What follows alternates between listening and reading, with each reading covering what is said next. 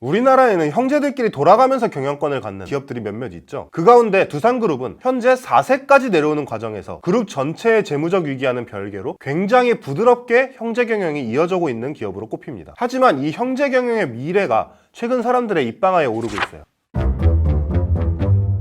바로 두산이 4대까지 내려오면서 후계 구도가 복잡해졌기 때문인데요. 현재 두산그룹의 회장은 초대 박두병 회장의 장손인 박정원 회장이 맡고 있습니다. 박정원 회장의 아버지 때에는 형제들끼리 돌아가면서 회장직을 지냈죠. 하지만 두산그룹 구조조정 과정에서 초대 회장의 오남 박용만 회장의 자식들이 두산그룹에서 분리돼 빠져나갔고, 남은 사람들 사이에서 이제 슬슬 박정원 회장의 후계 구도가 정리가 돼야 하는 시점이 찾아왔습니다. 문제는 박정원 회장을 승계할 가능성이 있는 후계자가 하나가 아니라 둘이라는 거죠. 첫 번째 후보자는 박용성 회장의 아들인 박진원 두산메카텍 부회장입니다. 일반적인 형제 경영 그리고 거기에서 이어지는 사촌 경영의 구도에서 본다면 바로 이 박진원 부회장이 그룹을 승계하는 것이 맞을 거예요. 근데 여기서 끝나면 오늘 영상이 재미가 없겠죠. 박정원 회장의 친동생 박지원 두산중공업 회장이 굉장히 유력한 승계 후보로 떠오르고 있습니다. 만약 박지원 회장이 회장직을 승계한다면 박용성 회장 일가가 강력하게 반발할 가능성이 있습니다. 그러니까 정리하면 이런 상황입니다. 차례로는 박진원 부회장으로 승계가 이뤄지는 게 맞는 것 같은데 그룹 내 영향력으로 보면 박지원 회장이 더 유력하다는 거죠. 한쪽에서는 박지원 회장을 두고 사우디아라비아 왕가의 사촌 승계 원칙을 부셔버리고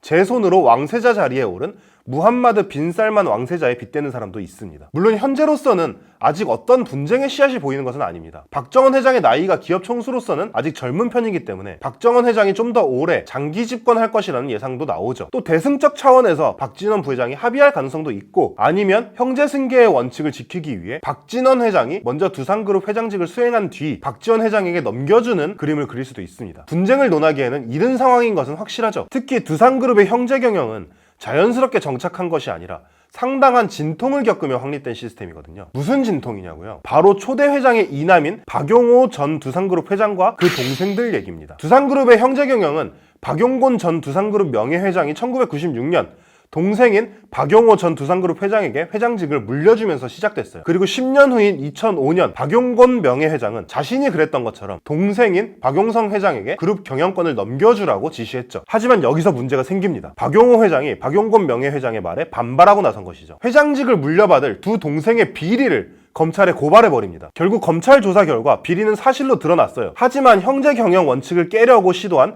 박용호 회장은 두산 오너 일가에서 완전히 제명돼 쫓겨나고 말았어요. 거기서 끝난 것이 아니라 박용호 회장의 아들들 역시 차후 승계에서 제외되는 결과를 낳았죠. 이런 이유로 이남인 박용호 회장이 승계 구도에서 제외됐기 때문에 장남인 박용곤 회장 일가 다음 순서가 이남이 아니라 삼남 가족으로 넘어간 겁니다. 두산그룹 오너 일가에서 제명당한 박용호 회장은 이후 성지건설이라는 회사를 인수해 재기를 꿈꿨지만 회사의 경영이 어려워지고 아들의 비리 문제 등도 수면 위로 올라오면서 결국 2009년에는 극단적 선택으로 세상을 등지고 말았습니다. 이렇게 비극적으로 끝난 두산 오너일가 형제의 난. 하지만 이후 두산 오너일가의 형제 승계 시스템은 매우 공고해졌습니다. 삼남인 박용성 회장 이후에는 박용현 회장이 회장직에, 그리고 2012년에는 오남인 박용만 회장이, 2016년에는 첫째 박용곤 회장의 아들인 박정원 회장이 두산그룹의 회장직을 넘겨받았어요. 커다란 위기를 맞았지만 뼈를 깎는 구조조정을 거쳐 어느 정도 이제 안정이 됐다는 평가를 받는 두산그룹. 그러다 보니 사실 후계 구도에 신경 쓰기는